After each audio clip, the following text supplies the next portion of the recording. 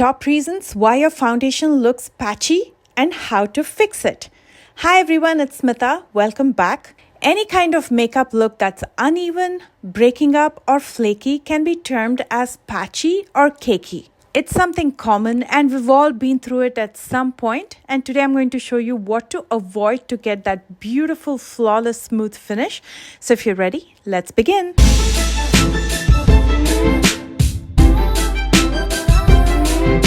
First reason why your makeup looks patchy is because you're not prepping the skin right. I like to use an exfoliator at least once, if not twice a week. Dehydrated skin is one of the main reasons that results in patchy foundation look. So make sure you're drinking your water. It could look like something is peeling off your face. Exfoliating helps to remove all the dead, dry skin that's sitting on the top layer of your face. Excessively oily skin, on the other hand, can result in makeup to split on the face and appear patchy.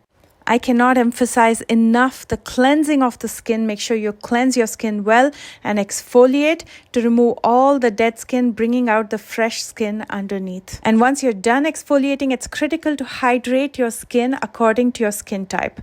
A lot of people live with the misconception that oily skins do not need any hydration. That's far from the truth, and not using hydration can age your skin super fast. If you have oily skin, just make sure you're using a hydrating solution that's water-based instead of oil-based. My skin prep before makeup includes a moisturizer, eye cream, lip balm, and an SPF, and I'm going to list and link everything for you. Second reason your foundation might look patchy is because you're not applying a primer. The one that I will be using today to demonstrate is the e.l.f. Poreless Putty Primer. I'm picking up a lot just to show you the thickness and consistency of this product. A little goes a long way, so you don't need this much product. I like to warm it up in the back of my hands before I apply it in areas, especially focusing in those areas where I have those fine lines and pores to fill them up. Key to choosing the kind of primer is also very important for a smooth and flawless finish. Remember just one thing, the base ingredients of your primer should match those of your foundation. For example, using a primer that's silicone-based with a foundation that's water-based is a recipe for disaster.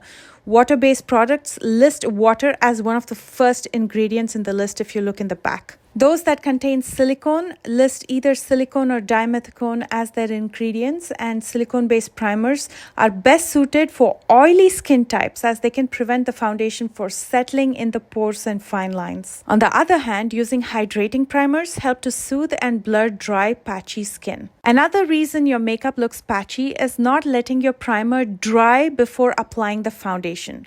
Now, every layer that you apply on your face should dry up completely before you apply anything else over it. Otherwise, it can mix with the other products to give that uneven, patchy finish. Next reason that'll guarantee a patchy look is when you apply too much foundation. There have been so many social media trends on caking up your face and applying too much foundation, but the fact of the matter is, in real, it looks super cakey and patchy.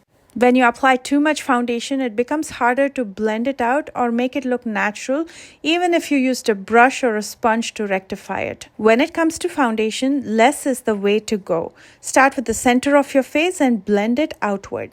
Next reason your foundation might look patchy is because you're using a formula that's way too thick. It's best to avoid full coverage and dense foundations unless you're a pro at using them. Full coverage foundations are more likely to end up giving a dry and textured finish unless blended with a lot of care and time. They're best left for special occasions when you can invest that time and carefully handle them. It's safest to use light coverage foundations and build upon them by layering if you want more coverage, and it's best to use hydrating and moisturizing formula.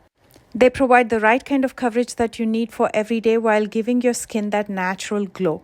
For the most natural looking skin-like finish, apply a small amount of foundation to the center of the face and blend it outward towards your hairline and circumference. You can either use your fingers, brush, or sponge to apply. The selection of foundation according to your undertone and skin type are also super important. I'm going to link a video for you that's extremely informative, so do check that out in the description box.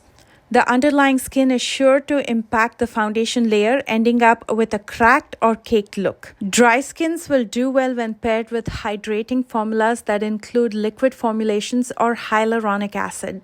And skins that are prone to acne, redness, or eruptions benefit from using a color-correcting foundation that have a mattified look. Again, there are special formulations that help absorb the excess oil in oily skin types to improve the appearance of your skin. These are mostly matte formula. You can also use a concealer over foundation to patch correct in areas that need a little bit more coverage, like I'm doing it around my eyes and mouth. Setting your foundation is also an important step that cannot be missed. Not setting the foundation is likely to make it split or look chalky depending on your skin type. If you prefer not to set it with a powder, at least make sure to lock it with a setting spray.